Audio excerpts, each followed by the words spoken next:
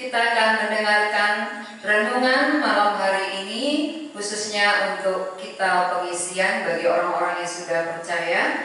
Sebelumnya kita memuji Tuhan dari lagu nomor 98 di Taman Getsemani. Tuhan Yesus berdoa.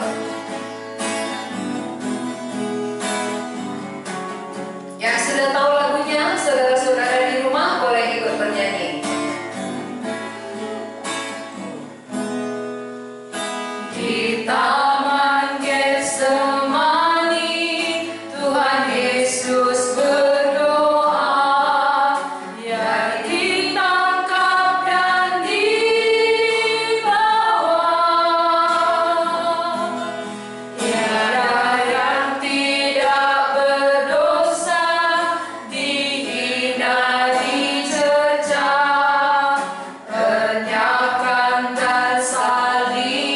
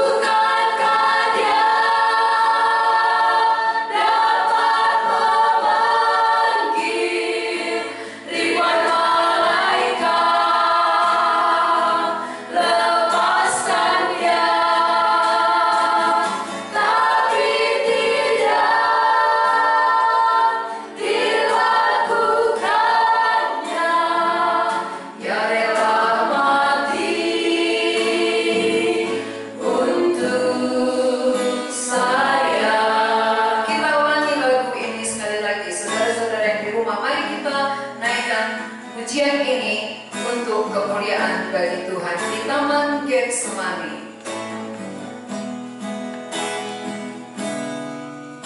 Di Taman Getsemani, Tuhan Yesus berdoa, ia ditangkap dan dibawa.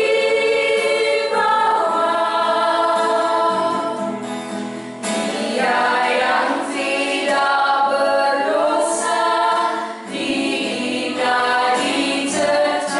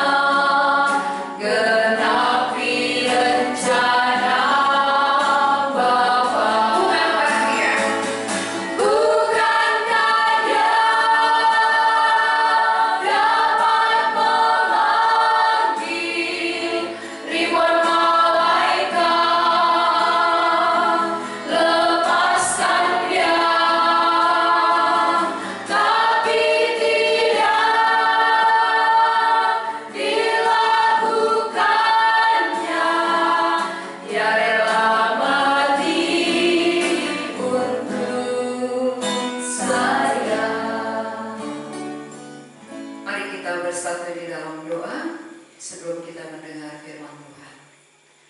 Tuhan, kami mengucap syukur kepadamu. Malam hari ini Tuhan, Engkau mengizinkan kami dapat mendengarkan firman-Mu lewat siaran online. Kami tahu Tuhan bahwa segala sesuatunya dapat Tuhan pakai untuk menyampaikan isi hati-Mu, untuk menyampaikan kebenaran-Mu. Kami bersyukur, kami berterima kasih karena Allah kami Allah yang tidak terbatas. Kami bersyukur kepadamu Tuhan. Malam hari ini dengan tenang kami dapat duduk, mempersiapkan hati dan mendengarkan suara-Mu. Berbicaralah kepada kami masing-masing, supaya kami mengingat apa yang pernah Tuhan alami sebelum Engkau disalibkan, apa yang pernah Tuhan kerjakan di bumi ini. Dengan mengingat apa yang Tuhan perbuat, hati kami terbuka, pikiran kami kembali disegarkan, mengingat cinta kasih Tuhan yang begitu besar, sehingga kami dapat menghargai. Kami tidak menyia-nyiakan apa yang Tuhan kerjakan bagi kami, tetapi kami boleh menyambut, kami boleh menerima di dalam hidup kami pengorbanan-Mu yang begitu besar. Karena itulah rencana Bapa, dan rencana-Mu itu tergenapi di kayu salib. Kami bersyukur Tuhan, karena segala sesuatu yang ada di tengah-tengah dunia ini ada di dalam rencana-Mu, dan kami mau mengikuti rencana Tuhan. Sebagaimana Tuhan Yesus sendiri pun mau tunduk kepada rencana-Mu. Terima kasih Tuhan, kami mau mempersiapkan diri kami masing-masing, supaya ketika firman disampaikan, Roh-Mu yang kudus menolong kami, memberi pengertian yang baru, supaya dengan pengertian yang kami terima dapat mengubahkan kehidupan kami, dan apa yang kami lakukan di tengah-tengah kehidupan kami boleh terlihat bahwa kami melakukan kehendak Tuhan. Terima kasih Tuhan. Kami serahkan semua perlengkapan yang kami pakai. Kami bersyukur buat cuaca yang Tuhan berkati, sehingga dengan teduh kami dapat mendengarkan firman-Mu. Firman-Mu lah satu-satunya yang dapat menyegarkan jiwa kami, menyejukkan hati kami di tengah-tengah situasi yang ada. Terima kasih Tuhan untuk hamba-Mu yang menyampaikannya. Pakailah mulut hamba-Mu, taruhlah perkataan-Mu, supaya apa yang keluar benar-benar berasal dari Tuhan dan membangun iman kami. Dalam nama Tuhan Yesus kami berdoa. Amin. Mari kita membaca firman Tuhan yang tertulis dalam Lukas pasal 22 ayat 39 sampai 46. Lukas pasal 22 ayat 39 sampai 46 saya akan bacakan. Di Taman Getsemani. Lalu pergilah Yesus keluar kota, dan sebagaimana biasa ia menuju Bukit Zaitun, murid-muridnya juga mengikuti dia. Setelah tiba di tempat itu, ia berkata kepada mereka, "Berdoalah supaya kamu jangan jatuh ke dalam pencobaan." Kemudian ia menjauhkan diri dari mereka kira-kira selempar batu jaraknya. Lalu ia berlutut dan berdoa, katanya, "Ya Bapakku, jikalau Engkau mau, ambillah cawan ini daripadaku. Tetapi bukanlah kehendakku, melainkan kehendak-Mu lah yang terjadi." Maka seorang malaikat dari langit menampakkan diri kepadanya untuk memberi kekuatan kepadanya. Ia sangat ketakutan dan makin bersungguh-sungguh berdoa. Peluhnya menjadi seperti titik-titik darah yang bertetesan ke tanah. Lalu ia bangkit dari doanya dan kembali kepada murid-muridnya. tetapi ia mendapati mereka sedang tidur karena duka cita. Katanya kepada mereka, "Mengapa kamu tidur? Bangunlah dan berdoalah, supaya kamu jangan jatuh ke dalam pencobaan." Saudara-saudara yang dikasihi oleh Tuhan Yesus, menjelang Yesus disalibkan, dia berdoa terlebih dahulu di Taman Getsemani pada malam hari. Ketika dia berdoa, saudara, dia bergumul sekali.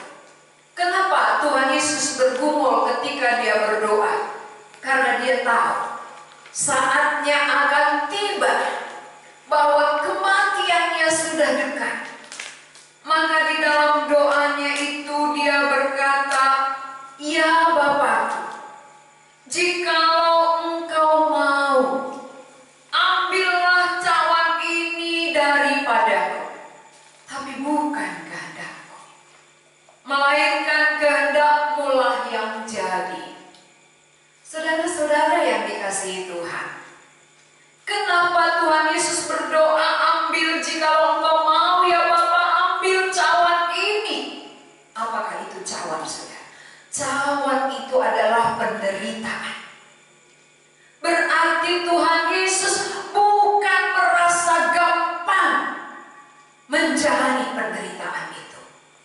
Ada orang beranggapan, "Oh, dia Tuhan, gampang." Tapi ingat, Yesus memang Tuhan 100%, tapi dia juga manusia 100%. Berarti kalau dia manusia 100%, saudara, dia juga mengalami ketakutan sama seperti kita. Dia juga mengalami ada rasa sakit ketika dipukul, ketika dicambuk, ketika disalibkan. Maka sebelum hal itu terjadi, dia bergumul, dia berdoa, dan dia katakan, "Ya Bapa, jikalau mungkin cawan ini lalu daripadaku, biarlah itu lalu, tapi bukan kehendak-Ku." Itu berarti, saudara, Tuhan Yesus tahu yang akan dia jalani ini begitu beratnya, tetapi masih ada di dalam hatinya berkata, "Tapi bukan kehendak-Ku. Walaupun mungkin kehendak-Ku bisa bebas dari penderitaan, tapi kalau kehendak Bapa, aku harus menjalani penderitaan. Kehendak-Mu lah yang jadi, ya Bapa." Apa rupanya kehendak Bapa di surga? Apa yang dikehendaki oleh Bapa di surga? Mari kita melihat, saudara, yang dikehendaki Bapa adalah dari Ibrani pasal 2. Kita akan baca apa kehendak Bapa, supaya kita mengerti bahwa Yesus sendiri pun berjuang untuk melakukan kehendak Bapa. Ibrani pasal 2 ayat 14 sampai 15 saya akan bacakan. "Karena anak-anak itu adalah anak-anak dari darah dan daging, maka ia juga menjadi sama dengan mereka dan mendapat bagian dalam keadaan mereka, supaya oleh kematiannya ia memusnahkan dia, yaitu iblis yang berkuasa atas maut, dan supaya dengan jalan demikian ia membebaskan mereka yang seumur hidupnya berada dalam perhambaan oleh karena takutnya kepada maut." Semua manusia yang ada di dunia ini diperhamba oleh karena takut mati. Dalam COVID-19 ini, banyak orang ketakutan, takut kena, takut mati. Berarti itu sama dengan diperhamba. Yang tidak kena juga pasti takut mati. Coba kita pikir-pikir, ketika kita mengalami sakit penyakit, Pasti dalam bayangan kita, jangan-jangan aku mati. Bagaimana nanti kalau aku mati? Berarti mati itu adalah satu ketakutan bagi setiap orang. Jadi kematian itu merupakan hal yang memperhamba manusia. Jadi kalau kematian itu memperhamba manusia, bagaimana membebaskannya? Allah satu-satunya punya rencana atas itu. Allah punya kehendak. Karena Allah membebaskan adalah dengan mengutus anaknya sendiri, Yesus Kristus, ke dunia ini menjadi sama dengan manusia. Maka Yesus yang diutus itu punya daging, punya darah, karena manusia juga punya daging, punya darah. Mengapa harus menjadi manusia? Mengapa Allah harus menjadi manusia? Kalau Allah adalah roh, ketika dia tidak menjadi manusia, dia tidak bisa disalibkan. Dia tidak bisa mati. Kalau Allah yang benar tidak mati untuk manusia, maka manusia akan terus diperhamba oleh maut. Manusia akan terus diperbudak oleh kematian, sehingga manusia hidup dalam ketakutan dan berakhir di dalam kengerian. Maka Bapa di sorga satu-satunya yang memikirkan akan hal itu. Dia pikirkan pembebasan manusia di seluruh dunia ini. Bagaimana manusia dibebaskan dari perhambaan itu? Maka dia mengutus anaknya yang tunggal. Dia mengutus Yesus Kristus sama seperti kita, memiliki daging, memiliki darah, supaya daging dan darahnya bisa dipakukan di kayu salib, menggantikan posisi kita. Saudara harus sadar akan hal itu. Allah yang adalah roh mau mengambil rupa menjadi sama seperti manusia yang terbatas, yang memiliki kekurangan, ketakutan, rasa sakit. Kalau Allah kan sama sekali seharusnya tidak merasa ada rasa sakit, tidak ada rasa takut. Tapi Allah yang tak terbatas mau membatasi dirinya. Dia mau mengambil rupa sama dengan kita yang merasakan sakit di dalam tubuhnya, yang merasa ketakutan menghadapi kematian itu. Maka saudara harus mengerti betapa beratnya pergumulan Tuhan Yesus menghadapi kematiannya di kayu salib. Jangan anggap enteng, saudara.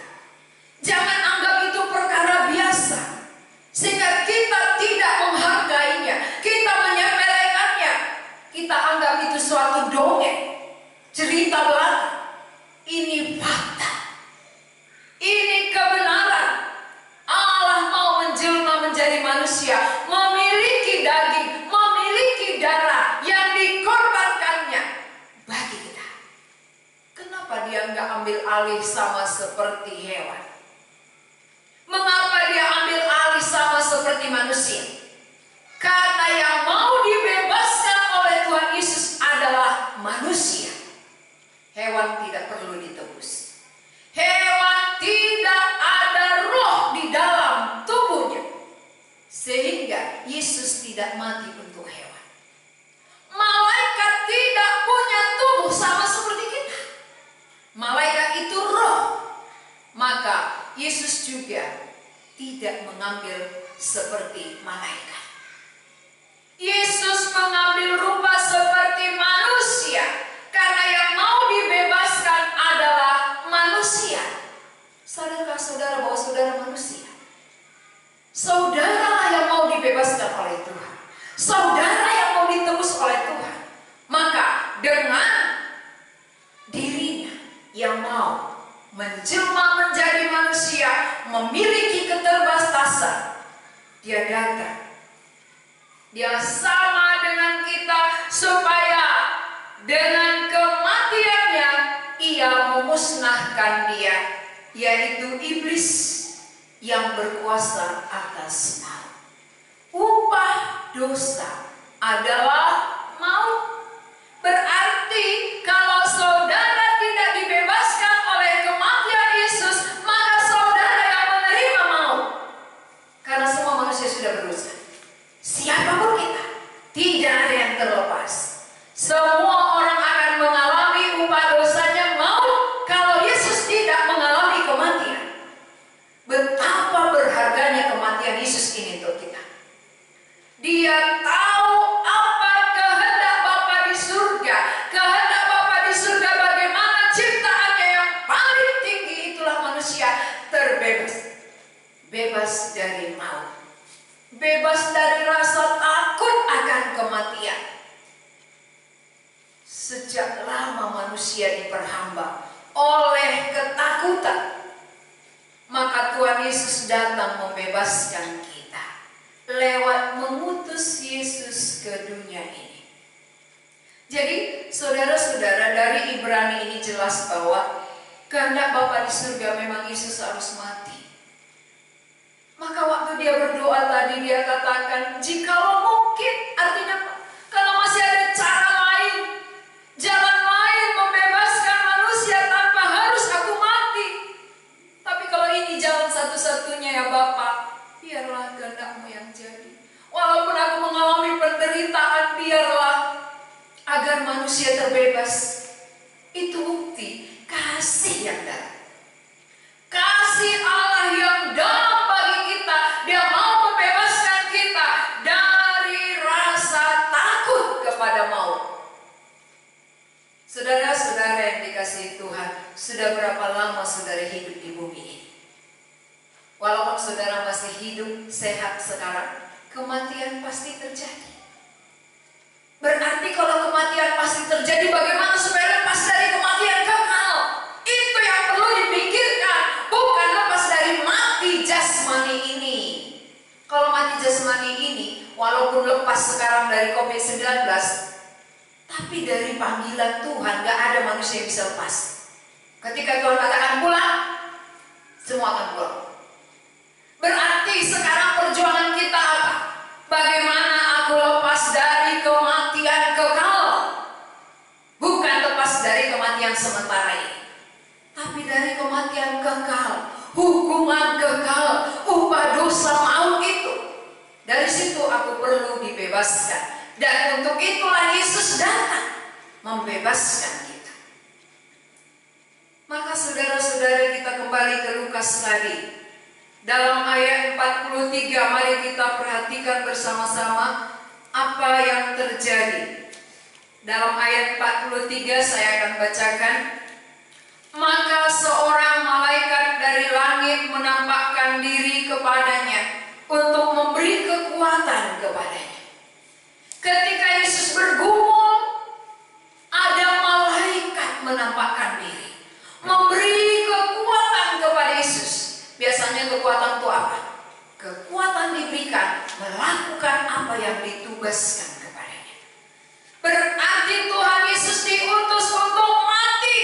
Malaikat ikut memberi kekuatan, memang engkau harus mati. Dengan kekuatan yang diberikan oleh malaikat itu, dia tahu. Tuhan Yesus sadar bahwa jalan satu-satunya yang bisa membebaskan manusia dari perhambaan, perbudakan, ketakutan akan maut hanya lewat kematian.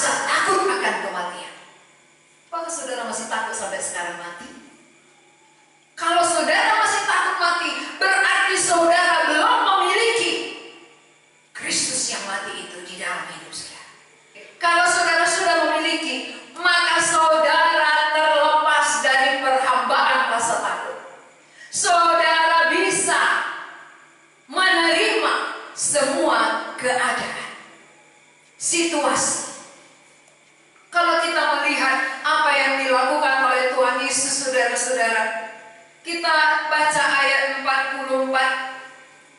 Ia sangat ketakutan dan makin bersungguh-sungguh berdoa. Peluhnya menjadi seperti titik-titik darah yang bertetesan ke tanah. Pernah saudara ketakutan? Waktu saudara ketakutan, apa yang terjadi? Keringat luar biasa, keringat jago.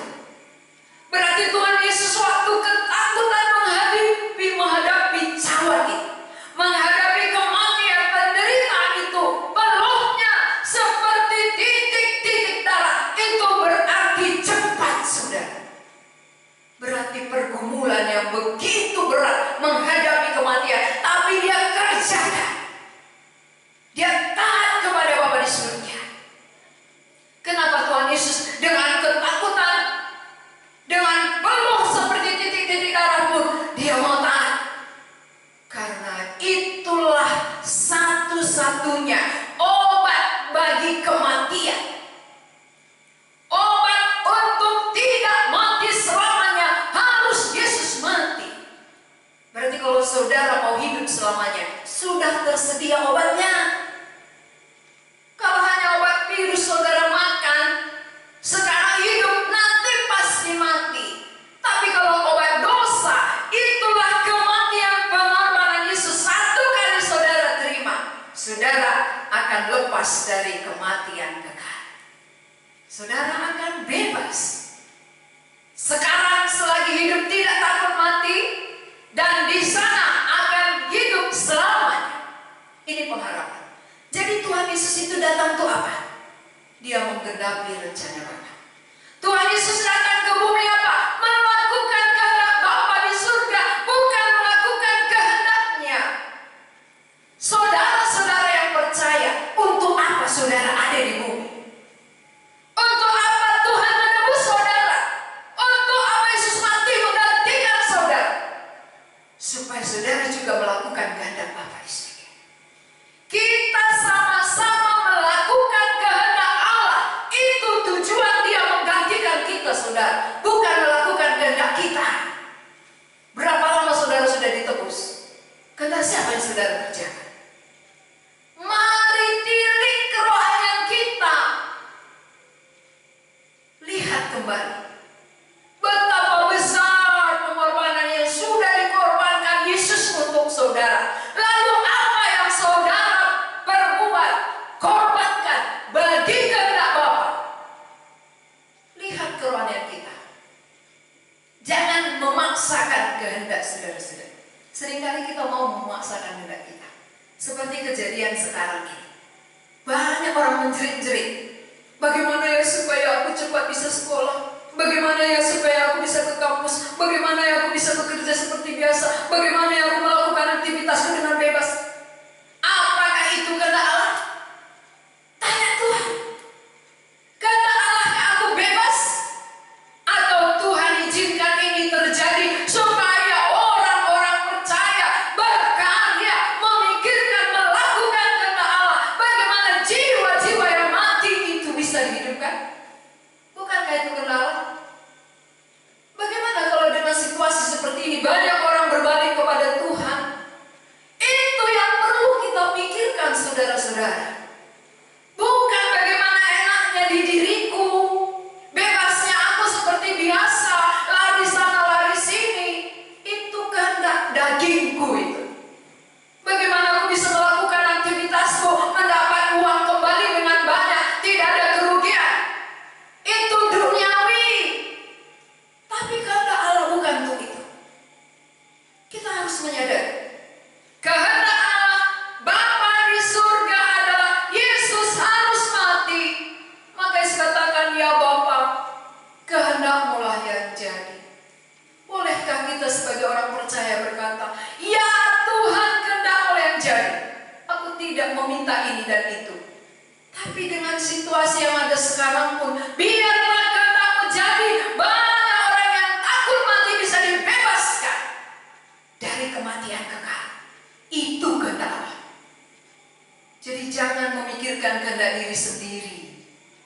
Jangan memikirkan enaknya di diri sendiri. Pikirkan orang, keluarga, saudara, teman yang menuju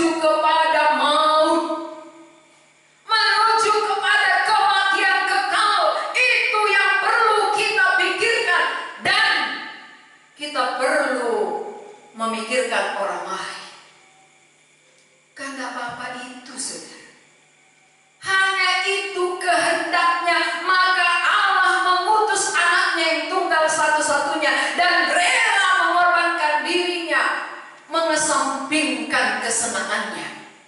Dia Allah yang mulia, Allah yang tak terbatas, membatasi diri, mengalami penderitaan, mau sama seperti kita, memiliki daging dan darah, supaya bisa menggantikan posisi kita. Harusnya saudara-saudara yang mati, saudara yang berbuat kesalahan, saudara harusnya yang dihukum mati. Tapi Allah yang kasih, Dia rela menggantikan kita supaya kita bisa terlepas. Kenapa kita nggak melihat ini? Mengapa kita tidak menghargai ini? Kalau Tuhan Yesus sendiri melakukan kehendak Bapa, mengapa aku yang sudah ditebus tidak melakukan kehendaknya di dalam hidupku? Tapi selalu mencari kehendakku, keinginanku, kesenanganku. Wah, kalau seperti ini terus situasinya, aduh nggak bebas laku bekerja cari keuntungan. Itu kehendak diri. Bertobatlah, bertobat dari kehendak diri, berbalik kepada kehendak Allah. Yesus sudah memberi contoh, Yesus sudah memberi teladan kepada kita. Dia memikirkan keselamatan seluruh umat manusia di dunia ini. Mari kita sama-sama pikirkan, masih banyak orang berjalan ke maut. Dunia pasti berakhir. Sebelum dunia ini berakhir, apapun yang terjadi, situasi yang ada, kita tidak risaukan. Kenapa? Supaya kehendak Allah terjadi. Sudahkah itu doa saudara? Atau doa saudara, Tuhan berhentikanlah COVID ini, Tuhan cepatlah selesai. Selesai pun kalau mau semua saudara-saudara kita gimana? Apakah itu kehendak Allah? Mari kita berubah doanya. Berdoa supaya manusia dengan semua situasi, keadaan yang ada, mengerti kehendak Allah dan masuk kehendak Allah. Terutama kita yang percaya. Saudara-saudara di rumah sudah mengaku percaya, sudahkah hidup dalam kehendak Allah?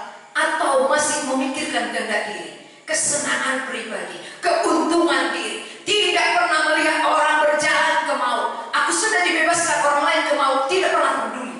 Itu bukan kehendak Allah. Karena Allah, kalau aku sudah selamat, aku memikirkan orang lain. Supaya orang lain yang diperhamba oleh maut, diperhamba oleh ketakutan akan kematian, bisa dibebaskan, dilepaskan dengan pemberitaan Injil ini.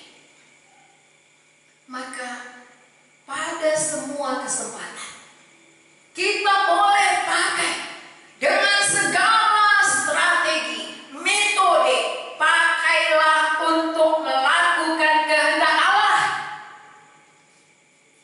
Jangan tangisi diri, jangan tangisi nasib. Wow, kalau tadi nggak ada COVID, aku sudah untung sekian, ini nggak ada untung apa-apa, malah rugi, makan pun susah begini. Jangan itu ditangisi. Tangisi jiwa-jiwa yang akan mati binasa selamanya. Itu bagian kita. Menangiskah saudara untuk jiwa-jiwa itu?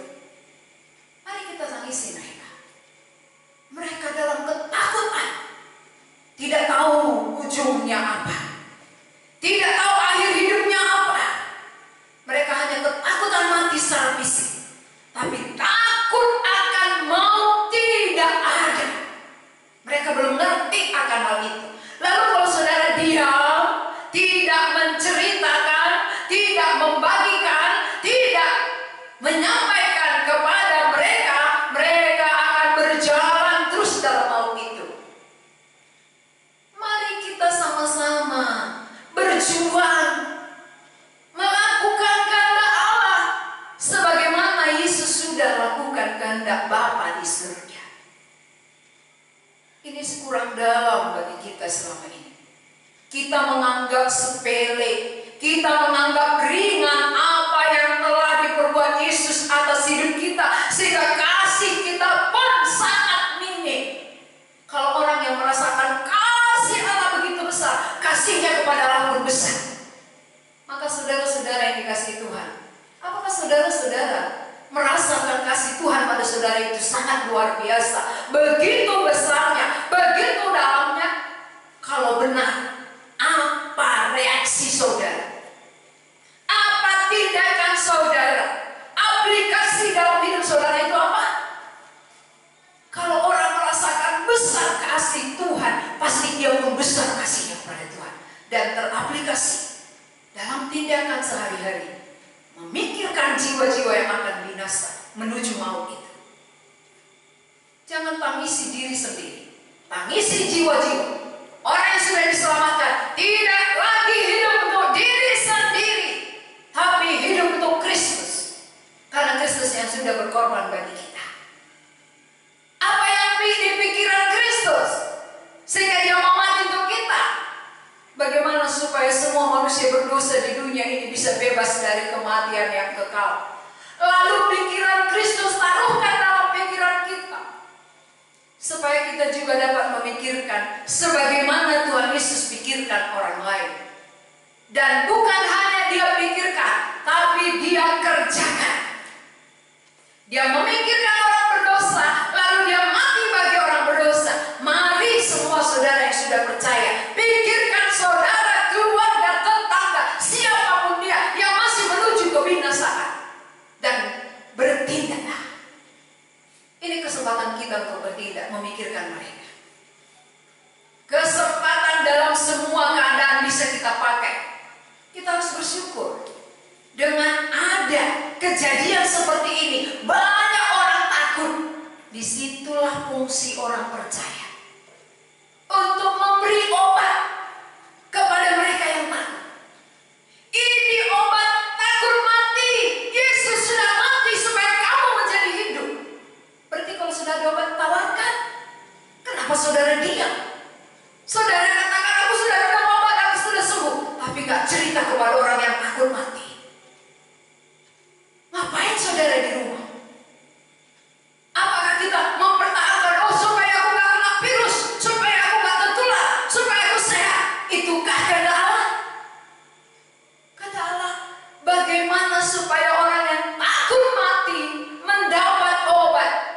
Saudara yang sudah mendapat obat, bagikanlah itu, supaya mereka lepas dari perhambaan rasa takut itu.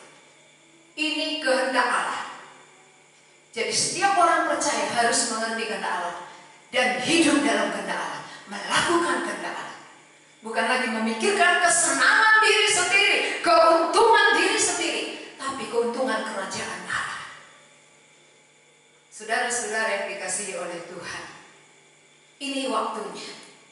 Ini saatnya bagi orang percaya bangkit. Jangan tidur. Mari bangkit. Perhatikan semua orang yang akan mati dalam dosanya. Perhatikan mereka yang akan binasa. Siapa yang akan menghambat mereka kepada kebinasaan itu? Kalau bukan saudara. Saudara orangnya harus memberitakan obat dosa, memberitakan obat kematian, yaitu lewat pengorbanan Yesus Kristus, lewat kematiannya. Walaupun dia dengan penuh pergumulan, dengan rasa ketakutan, peluhnya seperti titik-titik darah, tapi dia tetap hidup dalam kehendak Allah. Dia tidak menyimpang, dia tidak menolak, tapi dia taat sepenuhnya sampai mati. Itulah yang akan kita rayakan hari Jumat ini. Kenapa ada Jumat Agung? Karena ada Yesus yang taat. Kenapa ada orang bebas dari kematian? Karena saudara taat melakukan kehendak Allah. Sehingga orang yang saudara layani itu bisa bebas dari maut. Tapi kalau saudara berdiam diri, orang lain takut saudara ketularan ketakutan, di mana iman saudara? Kalau orang lain yang belum memiliki kehidupan wajar, dia takut karena mati akan ke maut. Yang sudah beriman, mati pun ke surga. Kenapa takut? Beritakan Injil, kuatkan yang lemah. Orang yang belum tahu harus diberitahu. Orang yang belum mendengar harus diperdengarkan dengan segala cara yang ada. Gak mesti bertemu dengan orangnya. Lewat alat-alat ini bisa kita sampaikan Injil, saudara. Allah sudah berkarya lewat semua cara. Jadi siapa di antara saudara yang selama ini mungkin menangis, Tuhan kalau berhenti COVID ini, berhenti berdoa seperti itu. Ganti doanya, Tuhan jadilah kehendak-Mu di tengah-tengah situasi ini.